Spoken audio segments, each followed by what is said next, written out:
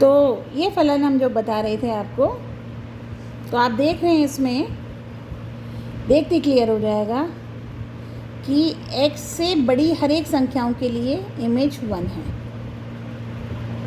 इसके मतलब x अगर 1 हुआ तो f1 भी 1 है, x अगर 2 हुआ तो f2 भी 1 है। तो f1 और f2 की इमेज बराबर है, परंतु 1 और 2 बराबर नहीं है, फलन एकेकी नहीं है। और आच्छादकता आप पता ही चल रहा है कि इस पूरी वास्तविक संख्याओं के समुच्चय में सिर्फ 3 संख्या इमेज बन रही है, बाकी कोई संख्या इमेज नहीं बन रही। तो हम कोई भी एक संख्या ले लेते हैं। आप इनके अलावा मैं कह रही हूँ, अगर हम y बराबर 2 लेते हैं तो fx 2 के बराबर होगा, और कोई भी ऐसा x नहीं है कि जो साइन फंक्शन के अंतर्गत जिसकी इमेज जो 2 कहीं इमेज बन रही हो, सिर्फ 3 संख्याएं इमेज बन रही हैं। तो कोई भी एक ले लो, नहीं तो यहीं बता दो सिवाय 3 के और कोई भी संख्या इमेज नहीं बन रही है, अतः फलन आच्छादक भी नहीं है। प्रश्न नंबर 6 पर आते हैं। फलन ए, इन सारे क्वेश्चंस को सही लिखने का ढंग PDF फॉर्म में आपके नेट पे तो बहुत अवेलेबल है, हर जगह कई तरह की एकेडमीज़ आपको भेज रही है, मतलब अपलोडेड है आपके इंटरनेट पे। आपको तमाम इनके NCERT के सॉल्यूशंस मिल जाएंगे। मैंने सिर्फ यहाँ आपको एक्सप्लेनेशन किया है, और लिखने के ढंग को थोड़ा सा और साफ़ सुथरा करके लिखते हैं। ये सिर्फ समझाने के लिए है यहाँ पर। और आपको आपके PDF फॉर्म में मैं आपके WhatsApp ग्रुप पे भी सब सॉल्यूशंस कायदे से जिस तरह से लिखे जाने चाहिए वैसे करके मैं भेज रही हूँ। पहले भी भेजे और अब आगे भी भेजती रहती हूँ। तो अब आप इस पे आइए। आप ये क्वेश्चन ये है कि एक फलन f a से b में इस तरह से डिफाइन है। सेट a में है मेंबर 1 2 3, सेट b में है 4 5 6, 1 4 से डिफाइन है, 2 5 मतलब 1 4 से 1 की इमेज 4 है, 2 की इमेज 5 है, 3 की इमेज 6 है। तो आप देख रहे हैं 3 मेंबर हैं, तीनों की अलग अलग इमेज है, तो इसलिए फलन क्या है, एकेकी है। आप इसे लिखने का ढंग क्या होगा कि f1 बराबर 4 है, f2 बराबर 5 है, f3 बराबर 6 है। f1 बराबर 4 है, f2 बराबर 5 है, f3 बराबर 6 है।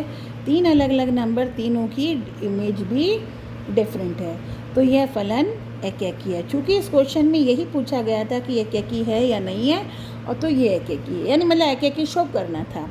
हालांकि अब आप यहाँ देखकर बता सकते हैं क्या ये आच्छादक है या नहीं है। चूँकि 7 ऐसी संख्या है जो किसी की भी इमेज नहीं बन रही है, तो ये आच्छादक नहीं है। अगर इस फलन में 7 नहीं होता तो निश्चित तौर पे ये आच्छादक हो जाता, पर अब इस स्थिति में ये आच्छादक नहीं है। इसके बाद आइए प्रश्न नंबर 7 पर। तुम लोग का भी काम करना है ना सभी।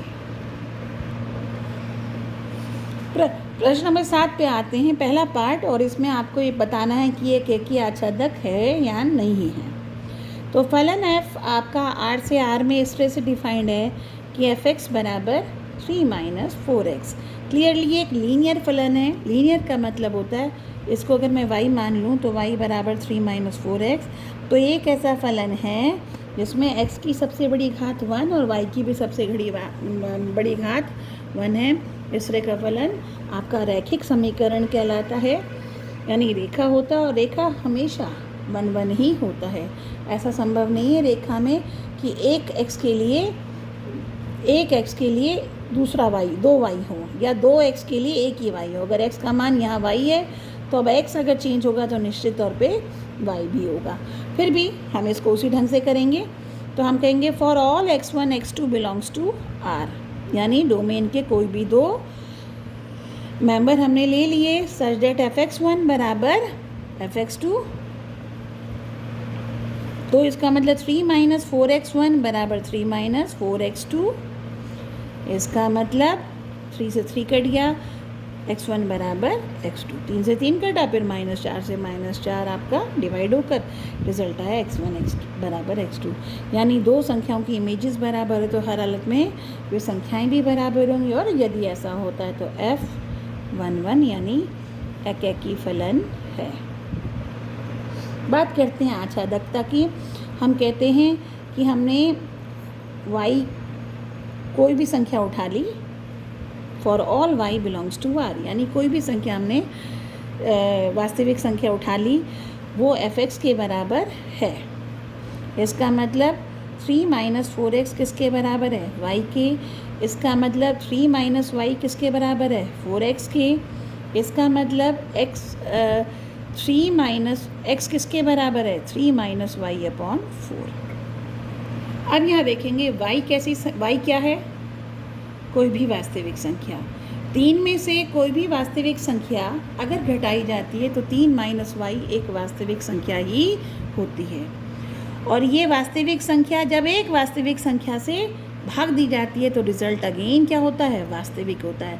तो y वास्तविक तो 3 - y भी वास्तविक, और अगर न्यूमरेटर भी वास्तविक, नीचे भी वास्तविक, तो वो संख्या भी वास्तविक संख्या होती है। इसका मतलब x क्या होगा? रियल नंबर होगा, यानी प्रत्येक y के लिए हमें x R में अवेलेबल होगा। और हर एक y के लिए हमारे पास अगर हर एक इमेज के लिए अगर हमारे पास ऑब्जेक्ट है, इसका मतलब कोई नंबर ऐसा नहीं है, कोई इमेज ऐसा, कोई कोडोमेन में कोई भी संख्या ऐसी नहीं है जो इमेज ना बन पा रही हो। और अगर ऐसा है, नहीं हुआ तो अगर ऐसा हो पा रहा है तो इस तरह से यह फलन आच्छादक भी है। तो यह फलन आच्छादक और एकैकी दोनों हो गए। सेकंड पार्ट पर आते हैं। उसी तरह से f R से R में एक फलन है सच दैट f(x) बराबर, गार्गी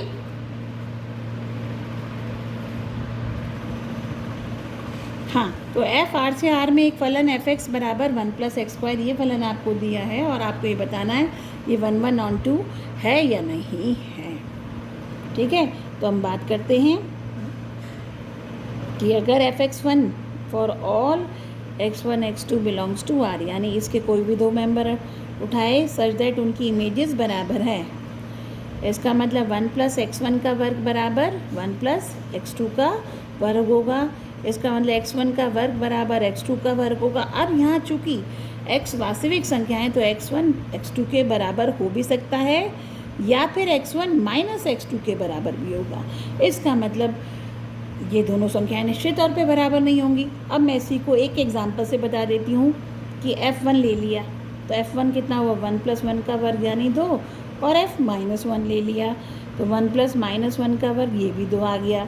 तो दोनों की इमेज बराबर है पर दोनों की संख्याएं बराबर नहीं है। तो आप सिर्फ ये लिखने की ज़रूरत नहीं है, ये सिर्फ समझाने के लिए किया था कि यहाँ से हम कंक्लूड करके तब आपको या तो यही कह देंगे कि अगर ऐसी स्थिति आती है तो फलन आपका एकैकी नहीं है, वरना आपने इसी को फर्दर क्लैरिफाई कर दिया कि 1 की भी वो इमेज और -1 की भी इमेज तो एकैकी नहीं है। दो अलग अलग संख्याओं की एक ही इमेज अगर आती है वो एकैकी नहीं होता, बल्कि वो क्या होता है? बहुएक होता है। अब इसके बाद आते हैं आच्छादकता पर। हम कहते हैं हमने y ले लिया संख्या -2, कोई भी वास्तविक संख्या है, तो 1 + x² किसके बराबर हुआ? -2 के। तो x² कितना हुआ? -1। अब ऐसी कोई भी वास्तविक संख्या नहीं है जिसका वर्ग -1 हो। तो कहने का मतलब -2 से बड़ी जितनी भी संख्याएं आएंगी वे सारी संख्याएं, या बल्कि आप कहोगे -1 से छोटी जितनी भी संख्याएं आएंगी वे किसी की इमेज नहीं बन रही हैं, आप देख पा रहे हैं। और जब वो इमेज नहीं बन रही है तो फलन क्या हुआ? आच्छादक नहीं है। तो ये वाला फलन ना आच्छादक है और ना ही ये आपका एकैकी है। तो ये था प्रश्न नंबर 7 का एक्सप्लेनेशन।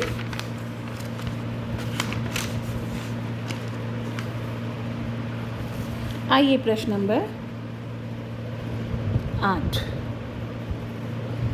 अभी डिफरेंट सा है क्वेश्चन, क्योंकि फलन जो है वो अब एक सेट से दूसरे में नहीं बल्कि दो सेट्स के कार्टेशियन प्रोडक्ट से, दो सेट के कार्टेशियन प्रोडक्ट में ही बिलोंग कर रहा है। यानी डोमेन एक सेट ना हो के कार्टेशियन प्रोडक्ट कार्तिक गुणन जो है ये भी खुद अपने आप में एक सेट होता है।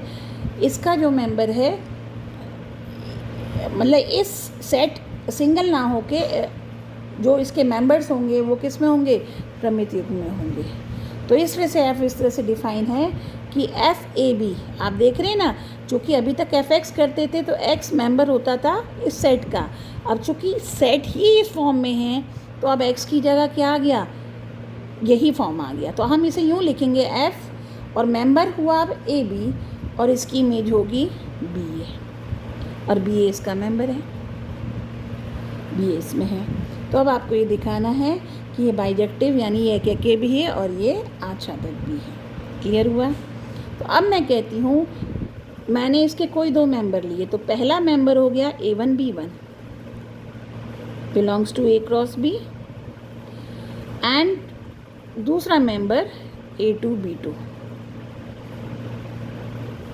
तो आप इसे, जैसे हम इसे लिखते थे ना x1 x2 belongs to this, तो अब हम इसी को कंबाइन करके लिखेंगे A1 B1, तो लिखा x1 की जगह फॉर ऑल A1 B1 और x2 की जगह A2 B2 belongs to A cross B।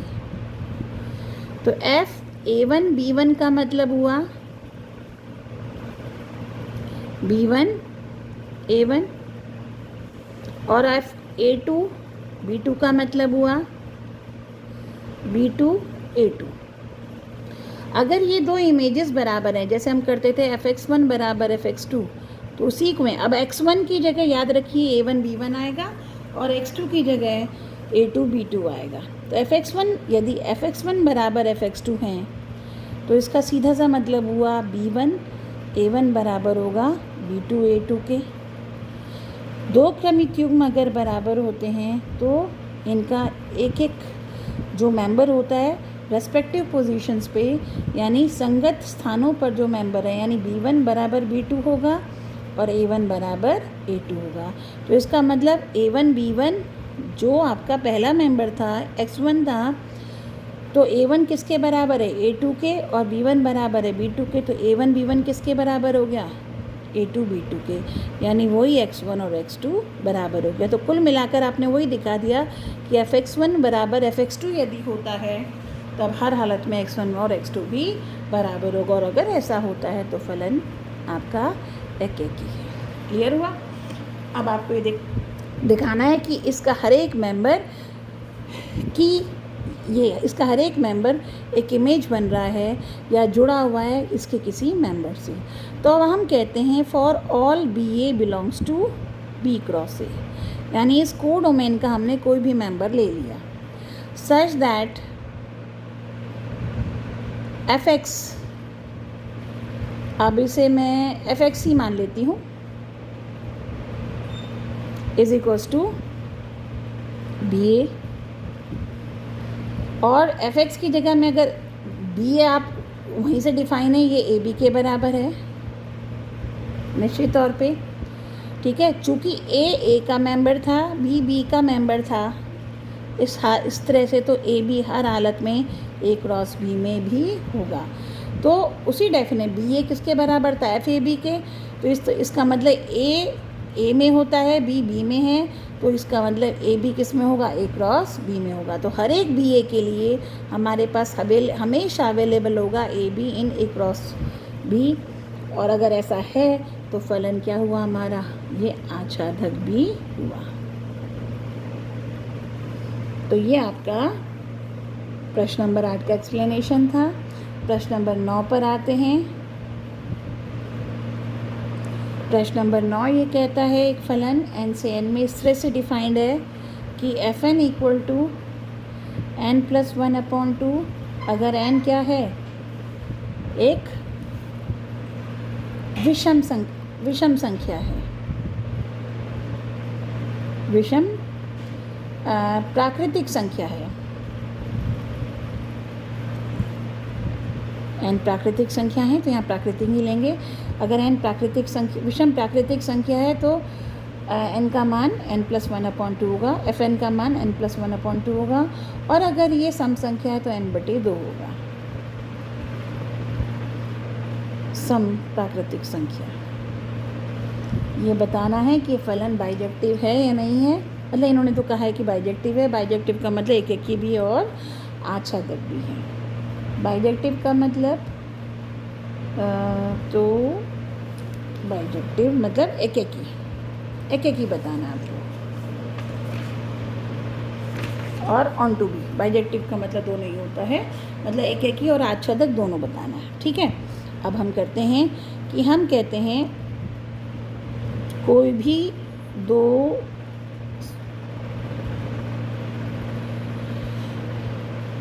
हमने प्राकृतिक संख्या ले ली, ठीक है। अब ये प्राकृतिक संख्या 2 ले ली तो इमेजेस इस तरह से होंगी कि या तो वो सच दैट fx1 बराबर fx2। अब ये दो इमेजेस तभी बराबर होंगी या तो दोनों की दोनों सम हो या दोनों की दोनों विषम हो। आप देख रहे हैं, तो आप देख रहे हैं अगर दोनों विषम हैं, मान लीजिए दोनों की इमेजेस विषम है, या तो ये होगा तो केस 1 या तो ये लिया जाएगा, ये लिया जाएगा। तो x1 + 1/2 बराबर x2 + 1/2। फर्दर सॉल्व करके x1 बराबर x2। इसी तरह से केस 2 कि ये वाला फलन लग रहा है, उस स्थिति में इसका केस 2 अगर हम करते हैं तो इसका मतलब x1/2 बराबर x2/2। तो यहाँ से भी x1 बराबर x2। तो आप देख पा रहे हैं कि आप ये देख पा रहे हैं कि ये हर हालत में x1 x2 बराबर आएगा अगर उनकी इमेजेस आ रही है, चाहे फलन ये हो चाहे फलन ये। ऐसा संभव नहीं है। अच्छा, दूसरी चीज़ ये बताना चाह रही थी कि n जो है विषम प्राकृतिक संख्या है। विषम प्राकृतिक संख्या में अगर 1 जोड़ा जाए तो सम बन जाएगा, और सम जब 2 से डिवाइड होगा, मतलब 2 से डिवाइड हो सकता है, संभव है। ठीक है, तो इस तरह से ये आपका एक ही हो गया। अब आती है किसकी, आच्छादकता की। ठीक है, अब इसको थोड़ा उल्टा करके चलेंगे, क्योंकि ये जो रिज़ल्ट आ रहा है ये y पॉजिटिव है या नेगेटिव है।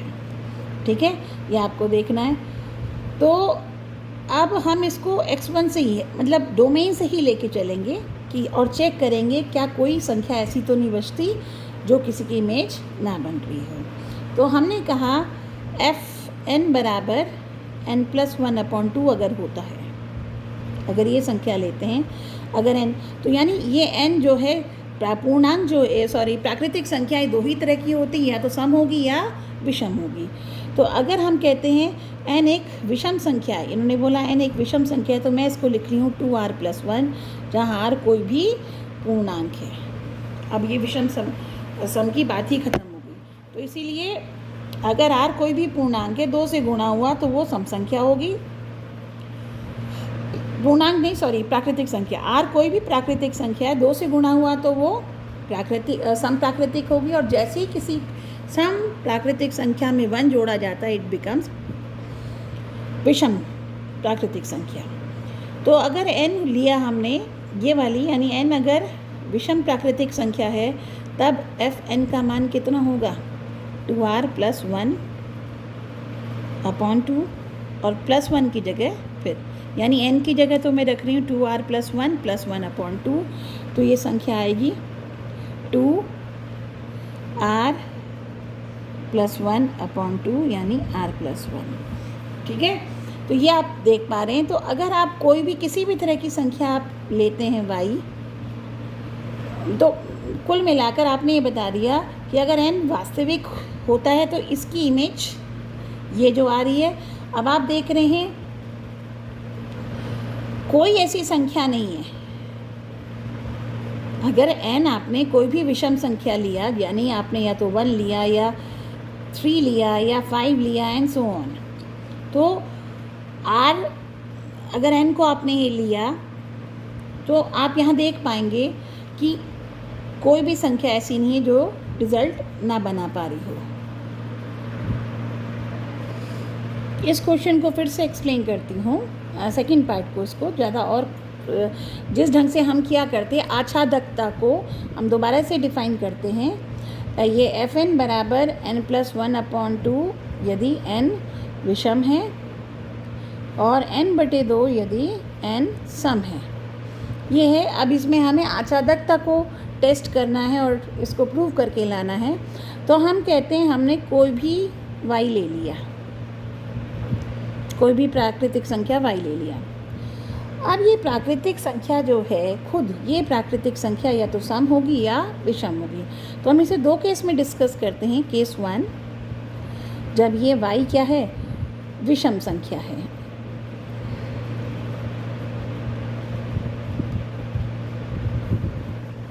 अगर y विषम संख्या है तो y किस तरह से होगा, 2r+1, जहाँ r कोई भी पूर्णांक कोई भी प्राकृतिक संख्या है। किसी भी विषम संख्या को हम इस ढंग से लिखा जा सकता है। अब r क्या है, कोई भी पूर्णांक है। अब हमें x ढूंढना है इसके लिए। अब ये जो y है ये भी हो सकता है, ये भी हो सकता है। तो इसमें फिर हम दोनों केस लेके चलेंगे, यानी आइदर y = n+1/2 या y = n/2। तो y का मतलब 2r+1 बराबर n+1/2। तो यहाँ से आएगा 4r+2 बराबर n+1 और यहाँ से आएगा 4r+1 बराबर n, यानी n का मान आएगा 4r+1। तो आप देख रहे हैं r कैसी संख्या है, कोई भी प्राकृतिक संख्या है। कोई भी प्राकृतिक संख्या जब 4 से गुणा होती है तो वो प्राकृतिक ही रहती है। किसी भी प्राकृतिक संख्या में 1 जुड़ेगा तो भी वो प्राकृतिक रहेगा। इसका मतलब y जब विषम संख्या है तब n का मान या तो 4r+1 होगा, यानी ये प्राकृतिक संख्या, यानी हम उस संख्या के लिए या तो इस तरीके से हम उसका n का मान निकाल पाएंगे और n क्या है हमारा, प्राकृतिक संख्या। या अगर ऐसा स्थिति होती है तब भी n का मान 4r+2 होगा। इस स्थिति में भी n क्या है, एक प्राकृतिक संख्या है। तो कहने का मतलब y जब एक विषम संख्या है, यानी इमेज ही एक विषम संख्या है, तो दोनों तरीके से, इस तरीके से या इस फलन को लगाने पर हम पा रहे हैं कि प्रत्येक के लिए हम एक ना एक प्राकृतिक संख्या ढूंढ पा रहे हैं। और अगर ऐसा है तो सभी विषम संख्याएं इमेजेस बन रही हैं। अब हम लेते हैं केस 2, जब हमारा y क्या है, सम संख्या है। जब y सम संख्या है तो सम संख्या को हम किस रूप से लिख सकते हैं, 2r, जहाँ r क्या है, कोई भी प्राकृतिक संख्या है। तो y को 2r लिखा। अगेन ये जो संख्या है इमेज में ये और ये कोई भी टाइप का हो सकता है। तो n+1/2 या तो 2r होगा या n/2 2r के बराबर होगा। तो इसका मतलब n जो होगा 4r-1 होगा और n क्या होगा, 4r होगा। तो अब आप यहाँ से देख पा रहे हैं कि r कोई भी प्राकृतिक संख्या ली, सबसे छोटी प्राकृतिक संख्या क्या हमारे पास, 1। तो 4 गुणा 1 हुआ 3 में से 1 माइनस किया तो ये 2 रह गया। 2 प्राकृतिक संख्या होती है। और अब r का मान 1 से बड़ा लेंगे, मतलब 1 से बड़ा 2 लेंगे तो फिर ये और बड़ी संख्या आएगी। तो कहने का मतलब कैसी भी प्राकृतिक संख्या अगर r हो उसमें 4 से गुणा करेंगे और फिर -1 करेंगे, हर हालत में n हमारा एक प्राकृतिक संख्या ही आएगी। और इसी तरह से किसी भी वास्तविक प्राकृतिक संख्या को 4 से गुणा करते हैं तो भी ये वास्तविक होगी, तब भी ये प्राकृतिक होगी, तब भी ये प्राकृतिक आएगी। तो कुल मिलाकर दोनों ही केसेस में, चाहे y ये 2r सम संख्या इसके बराबर हो चाहे इसके हो, दोनों ही स्थिति में हम एक ऐसी संख्याएं ढूंढ पा रहे हैं जिसकी ये इमेज बन रही है। तो आपने देखा हर एक विषम संख्या भी इमेज बन रही है किसी न किसी प्राकृतिक संख्याओं की, और हर एक सम संख्या भी किसी न किसी प्राकृतिक संख्याओं की इमेज बन पा रही हैं। और ऐसी स्थिति में अगर ऐसा होता है तो ये फलन आच्छादक फलन कहलाता है। तो यहाँ तक का आपका प्रश्न नंबर 9 तक का आपका ये एक्सप्लेनेशन हो गया।